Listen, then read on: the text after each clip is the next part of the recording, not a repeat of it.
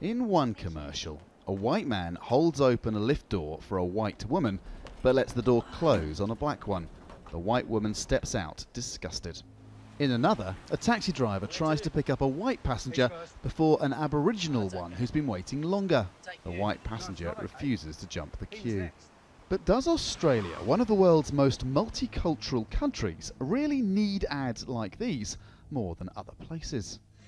Organisers call this the Believe in Bendigo Picnic, an annual day of inclusivity in the country town.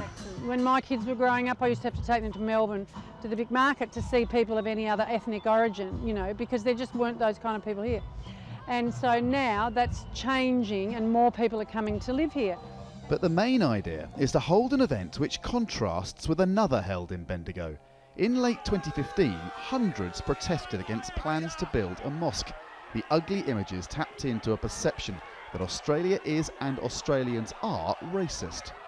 Australia certainly has a racist history, with a colonial past and an explicit White Australia policy on immigration until the early 1970s.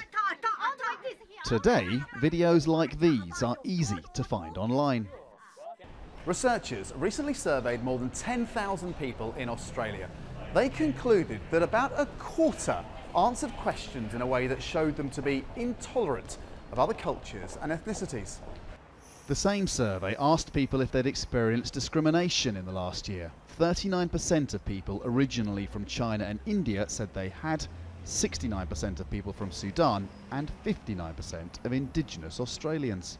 In Australia at the moment, we don't even really want to acknowledge that racism exists institutionally, systemically, implicitly and explicitly.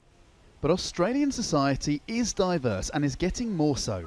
Net migration adds 1% to the population each year, one of the highest rates in the world. 28% of Australians were born in other countries, with the biggest numbers recently coming from India and China.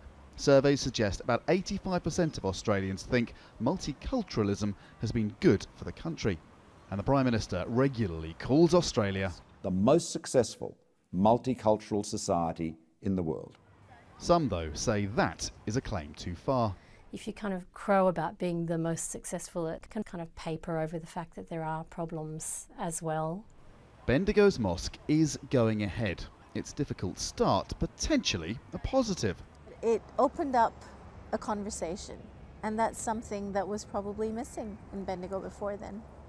Nationally too, an increasing conversation about racism could have a beneficial effect.